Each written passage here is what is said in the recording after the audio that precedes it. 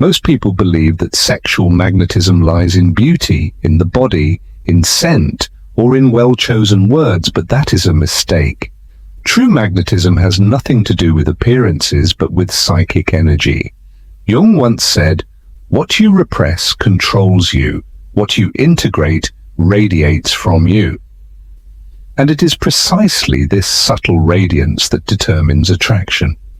What makes a person irresistible is not what they show, but what they carry within. A body can be beautiful, but if the energy behind it is insecure, it becomes repulsive. Magnetism arises from a silence full of presence, from a gaze that seems to penetrate the invisible layers of the other. It is not about having, but about holding. Holding the desire, holding the urge to please, holding the fear of having to please. Magnetism is the effect of the inner tension one has learned to master. The tension between impulse and self-control, between desire and goal, between touch and waiting.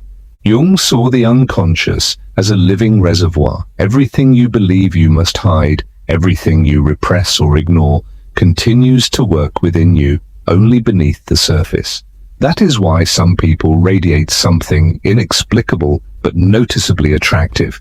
They have learned to integrate their shadows, their instincts, their fears, and that gives them a tangible depth. You can feel that there are layers, that there is depth. The body only expresses what the soul contains. That is why it is useless to imitate a style, a way of being, or a pattern of seduction. Without real energy behind it, nothing works, for it is not the gesture that attracts, but the inner state from which it arises. Jung spoke of archetypes, but also of autonomous complexes of personality parts with their own life. A person full of unresolved complexes radiates confusion. An integrated person radiates order. If you want to be magnetic, then learn first. Do not move first. The first rule is simple. Never explain yourself first. Most people feel the urge to justify silence, to fill a gap, to show that everything is fine. But true magnetism comes from those who can remain silent without wavering. When you enter a room and feel compelled to say something in order to be accepted, you have already lost, because your energy field adapts to the expectations of others. The opposite is attractive, the steadfastness of those who do not adapt, who remain themselves even in discomfort. That creates curiosity, and curiosity is the door to desire. Lack of haste creates attention, and where attention lingers, fascination arises. Whoever does not hurry controls the rhythm. The second rule, never seek to conquer. Let yourself be noticed. Every attempt to impress betrays neediness, and nothing repels more than obvious neediness. The most attractive person is the one who moves effortlessly, as if they were completely in harmony with themselves, as if they needed nothing. This is not arrogance, but fullness. The state of a person who does not seek validation, but offers experience. It is the archetype of the silent sage, someone who moves lightly through life because they are at peace with themselves. Jung said that the libido, not only as sexual, but as vital energy, must be consciously directed. Whoever invests their energy in observing rather than displaying begins to see what remains hidden to others, and whoever sees deeply touches deeply. The third rule, master your presence before you try to be present. The common mistake is to think that presence depends on the amount of attention one receives. But true presence is not shown by how much you stand out, but by how much you influence the space, even in silence. You can be the center of attention without standing in the spotlight. This kind of presence captivates. Magnetic people make no noise, yet their absence is noticed, because the field they generate is unforgettable. How? By being fully present, neither in the past nor in the future, neither in role nor in comparison, but in clear, alert observation. Such people do not look often, but when they do, they leave a trace.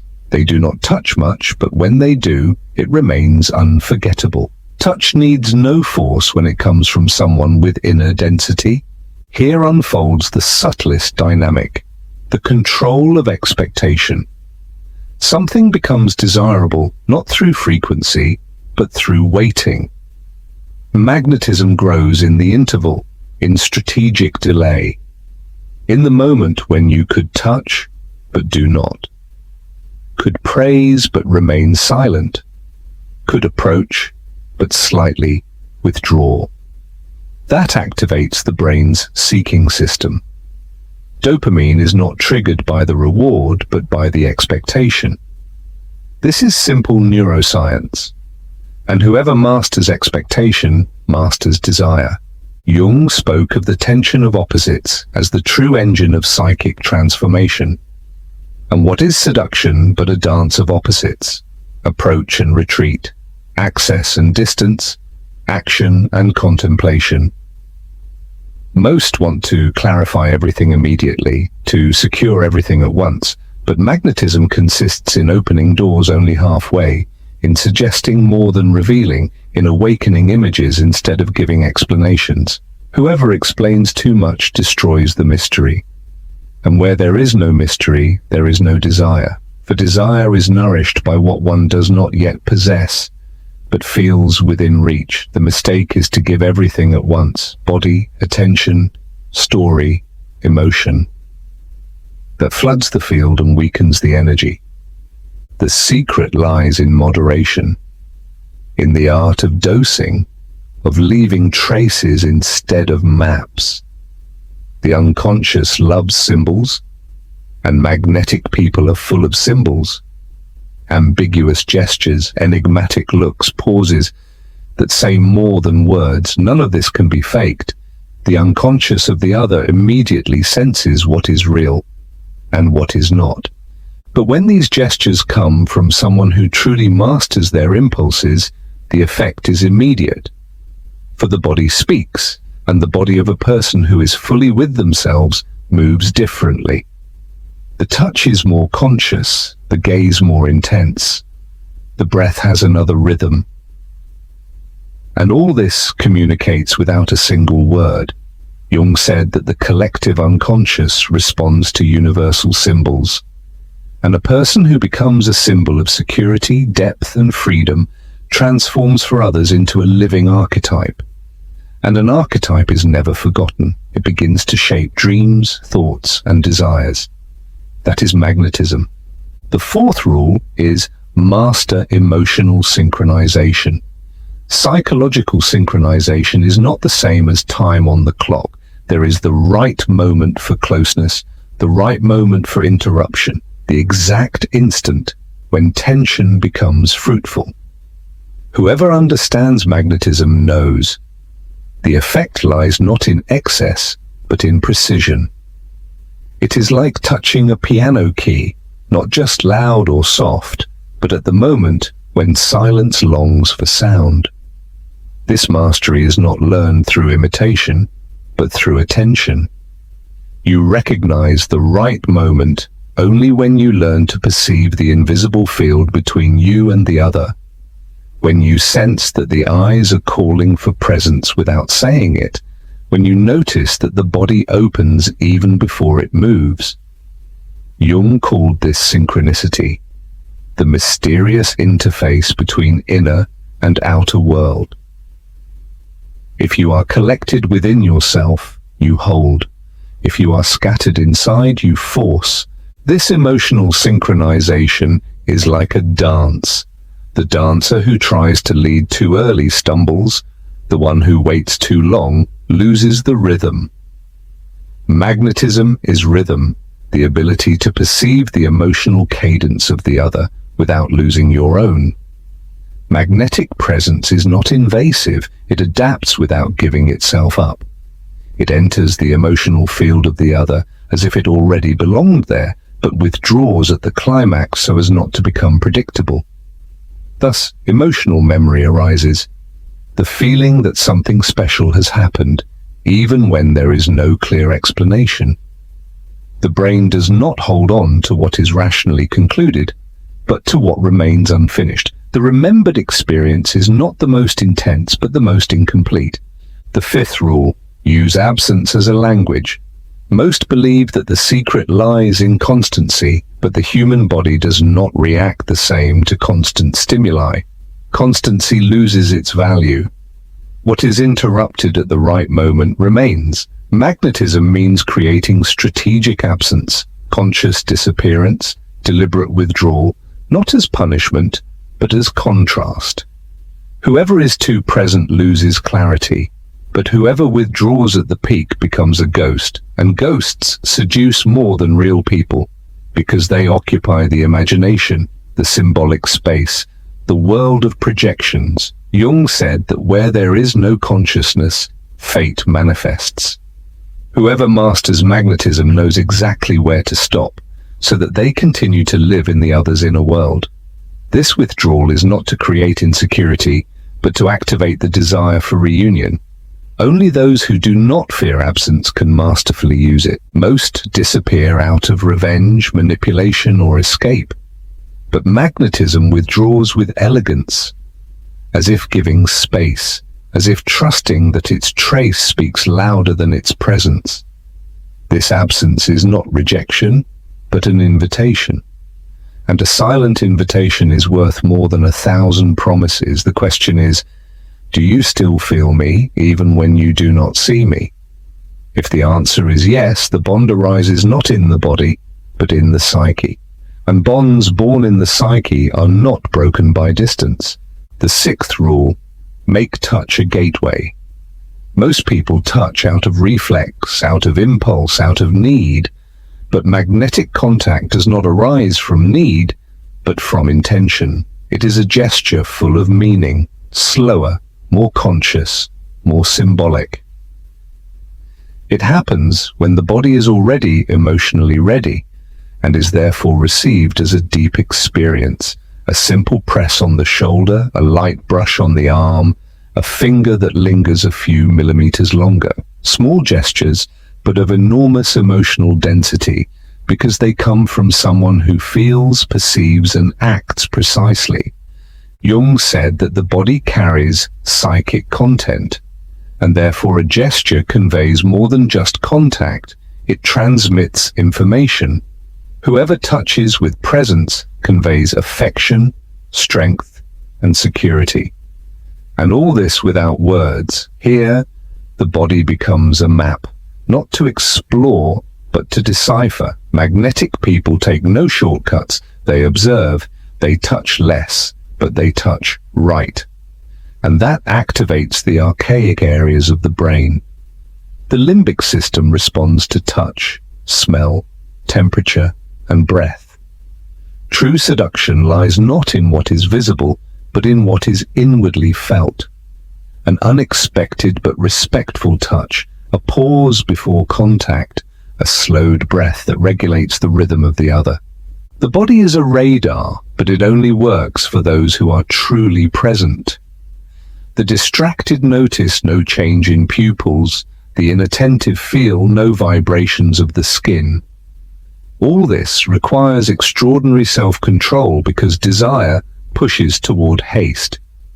Yet magnetism arises from the opposite, from the calm of those who, though they desire, do not rush. Jung did not see desire as an enemy, but as energy that must be transformed. When the impulse is not suppressed, but mastered, it transforms into a penetrating gaze, a subtle gesture, an encompassing presence. It then lingers in the air like silent electricity, like a contagious breath, like a magnetic field that seems to attract, even without movement. And within it lies something deeper, the ability to hold back one's own story. Magnetism does not tell everything. It hints, leaves gaps, allows the other to imagine, to complete, to project. This active participation of the other creates bonding. Jung said the unconscious seeks wholeness. When someone becomes a symbol of what we lack, we feel drawn. Fascination arises not because someone is perfect, but because they reflect what the other wishes to complete. Not because they are obvious, but because they remain mysterious enough that the unconscious keeps seeking answers. Sexual magnetism does not mean being desirable, but unforgettable. This happens only when the other does not quite understand why they were touched so deeply. The body may forget the gesture, but the unconscious never forgets the emotional impression. What leaves traces is not what is said, but what is felt between the words. What transforms is not constant presence, but that presence which penetrates deeply, even in a short time. Not the quantity of interaction, but the quality of the field created. The seventh rule is, never repeat patterns. Human desire dies in predictability. The unconscious longs for movement, surprise, renewal. That is why relationships do not die from lack of love, but from repetition. The same gesture, the same word, the same moment, the same approach. Magnetism fades when the other already knows what you will say. When every touch resembles the previous one, when every meeting has the same emotional rhythm, the unconscious needs variety. Jung said psychic energy moves in spirals, not straight lines. That means what repeats too often becomes emotional routine.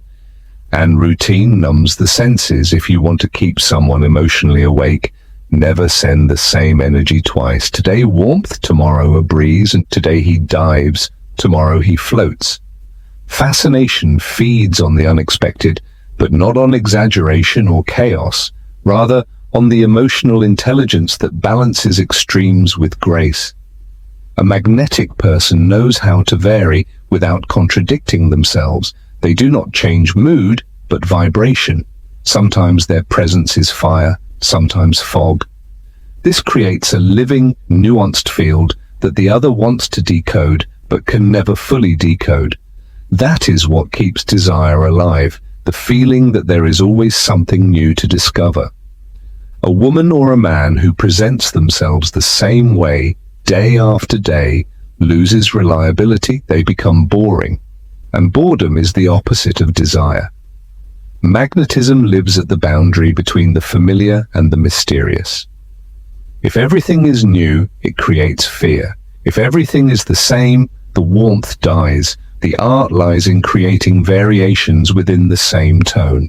The eighth rule, appeal to primitive instincts. The conscious mind is slow, critical, and logical.